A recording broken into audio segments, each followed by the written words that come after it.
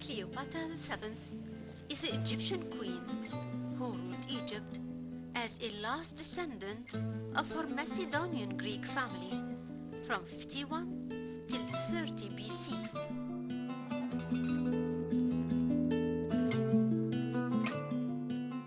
She stood out amongst the preceding six Cleopatras due to her amazing characteristics. And watch Alexander the Great's advent to Egypt with his boats and troops, and setting his foot on the Egyptian soil on what was to become later the city of Alexandria and the ruling base of the Greeks, where the kings and queens lived bearing one title, the Ptolemies.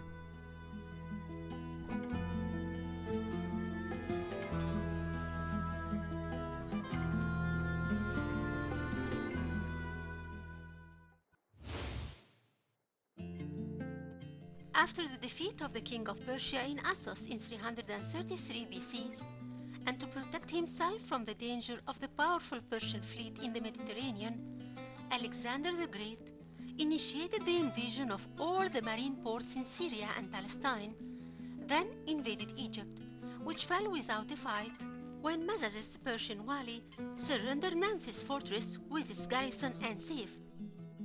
Alexander was actually welcomed by the Egyptians with joy, as they regarded him the liberator from the cruel Persian rule. The Egyptian priests in Memphis acknowledged the Macedonian invader as a king over Egypt. Special rituals were performed in the temple of God Ptah, where Alexander presented offerings to him and other gods, as he knew that nothing has upset the Egyptians like the killing of Ochos to the Apis bull, and the disrespect which Cambyses showed towards him. In fact, the respect which Alexander has shown towards the Egyptian gods and the offerings he presented were not fake ways to reach out to them, but that tendency was a real distinctive characteristic of that great leader. In the first middle of 331 BC, and after Alexander established the city of Alexandria, he headed towards Siwa. That visit wasn't only the most famous visit in the ancient history, but beyond doubt it was a main event that immortalized the name of Siwa Oasis in both the ancient and modern times.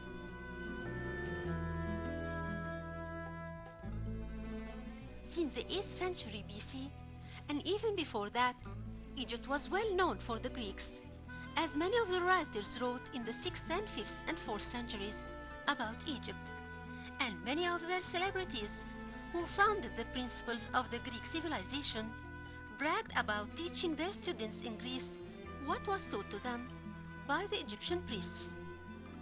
Since the 8th century BC, a Greek trade center was established in Naucratis in western Delta, and hence many Greek traders established good routes for trade with Egypt. On the other hand, many Greek philosophers came to Egypt to study in the schools attached to the temples.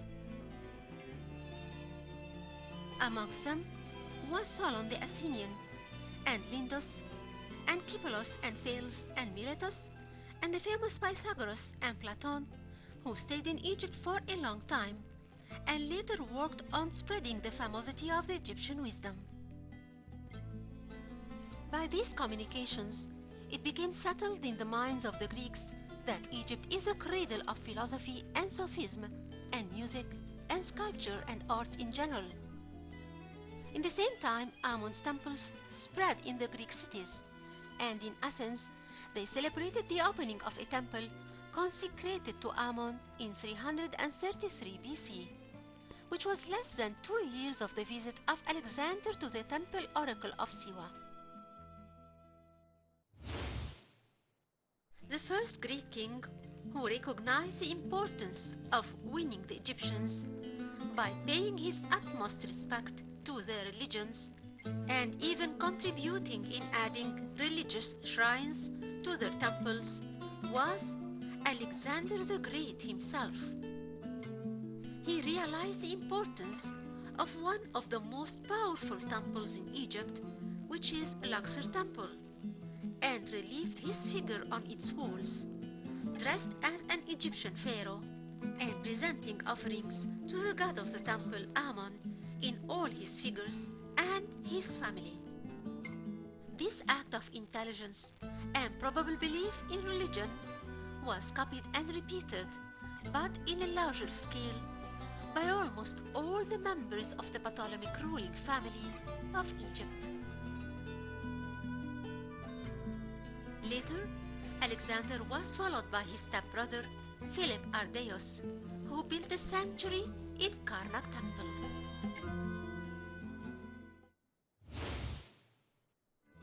When Ptolemy I ruled Egypt, all the principal gods of Egypt were worshipped in their temples. Some of these temples needed restorations and additional constructions. The most important monumental locations where the Greeks, then the Romans, built constructions are in Dendera, Kaft, Kos, Shanhur, El Midamod, Luxor, El Jabalain, Armant, El Tod, Esna, Edfo, Komambo, and Aswan. Philae Temple, that's dedicated to goddess Isis, witnessed the contribution of most of the Ptolemaic kings. It was Ptolemy II, Philadelphos, who started building the Temple of Isis on Philae Island, that comprises 14 temples, and that was in 285 BC. After his death in 246 BC, Ptolemy IV, the 5th, the 6th, the 7th, and the 11th all shared with constructions on Bige Island, which was called later Philae by the Greeks.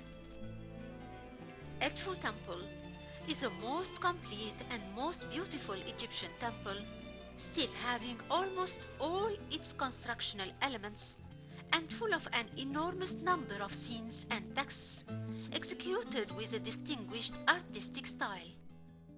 It was Ptolemy III in 237 BC who started the new constructions over the original ancient Egyptian constructions of the temple. It was dedicated to god Hur-Behdet and his wife goddess Hathor and their son god Hur-Sematawi. The temple was finished during the time of King Ptolemy IV in 212 BC. Then Ptolemy VII and the XIIth and Roman Emperor Augustus added to its construction. The whole process of building and relieving the scenes and texts took almost 180 years. Komambo Temple's original name was Nubet, meaning gold, but was changed to Ombos by the Greeks when Ptolemy VI and the 7th and the 11th contributed in its construction over the ruins of the original temple. Is dedicated to two sets of triad families of gods, god Hurwer and god Sobek Ra. God Apollo, the Greek god, was worshipped here too. Here, the two Cleopatras who lived through the troubled times of ruling Egypt are represented. They are Cleopatra II and Cleopatra III.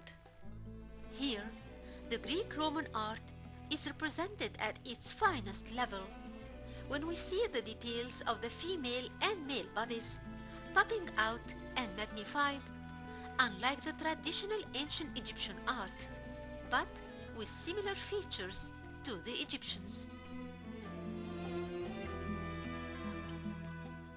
Esna Temple is another rebuilt temple by the Greek kings, and that was during the time of Ptolemy V or Abivans. As for the decoration of the temple, it was during the time of Ptolemy VI and Ptolemy VIII.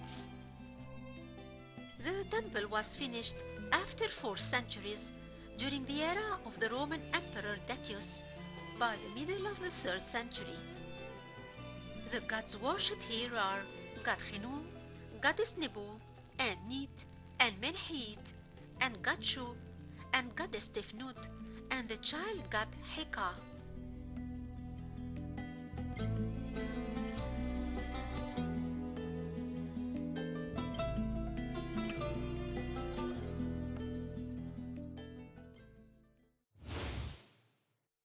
Queen Cleopatra VII was almost 17 years old when she sat on the throne of Egypt in Alexandria in a co-regent shared ruling with her brother and husband Ptolemy XIII, who was few years younger than her. She had a lovable, intelligent character and spoke many languages like the Egyptian, the Greek, the Nubian, the Aramean, and the Syrian. The conspiracies and evilness of the men of the palace drove her to escape from Egypt at a time when a war happened between Caesar and Pompey in Rome, after which Pompey escaped to Egypt and was murdered by orders from Ptolemy XIII. Caesar followed Pompey to Alexandria, and Cleopatra took the chance to return to Alexandria and meet Caesar to help her retrieving her throne. They fell in love, and she gave birth to Caesarion. After the murder of Caesar in Rome, she declared her son a co-regent on the throne of Egypt. When Antonio came from Rome to Egypt in need of its fortune, he fell in love with Cleopatra, and she gave birth to his twins, a girl named Cleopatra Selene and a boy named Alexander Helios, meaning the moon and the sun. Cleopatra lived her entire short life in the city of Alexandria, which had thrived in 300 years since Dinocrates, the Greek engineer, planned the new city to replace the original Egyptian town due to its strategic location, which is called now Tell Bab Sidra in Karnouz suburb. Alexander himself set the perimeter of the city and the place of its walls and the constructions in it and the number of temples to be built over its land. That happened in the 30th of January 331 BC. All the generations of the Ptolemaic family lived in Alpha Quarter, the first of the 5 quarters of the city of Alexandria. There are many monuments left by the Greeks in Alexandria, like the Serapeum Temple and the Pharos or Alexandria Minaret, which was replaced by Kite Bay Citadel after its demolished by an earthquake.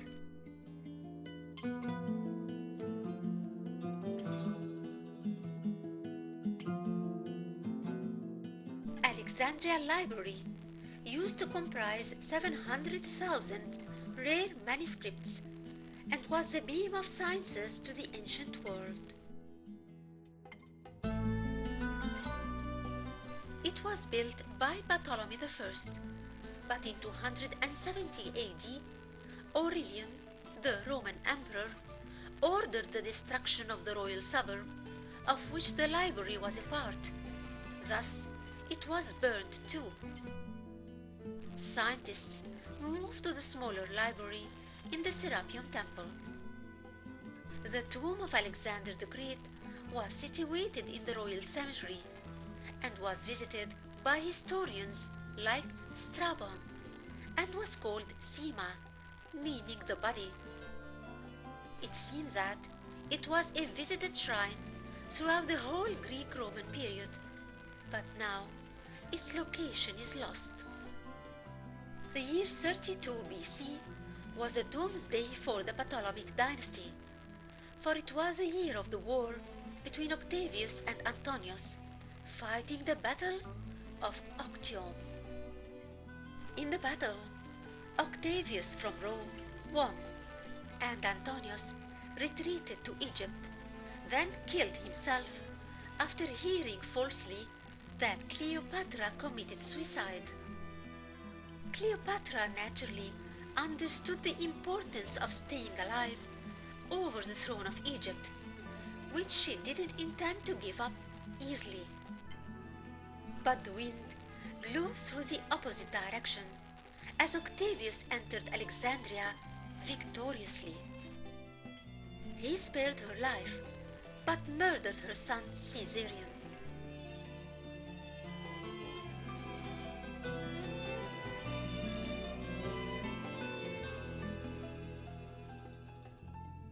When she learned of his intention to captive her and show her off in the streets of Rome, she decided to die dignified, being the Queen of Egypt.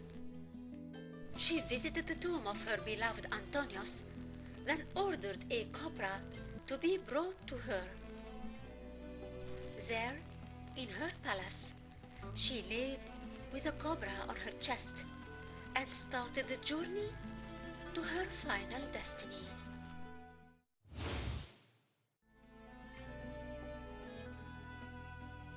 Queen Cleopatra VII lived quite an extraordinary life.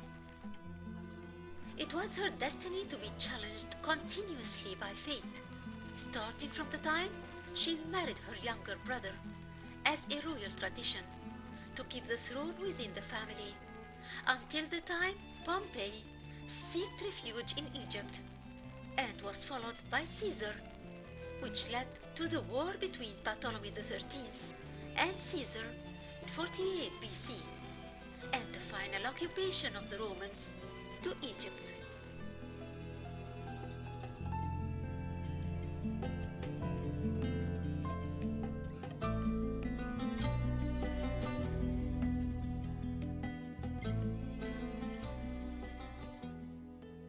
Cleopatra's 38 years of life was a reflection of the Nile's water, sometimes serene and other times in turmoil, splashing all around.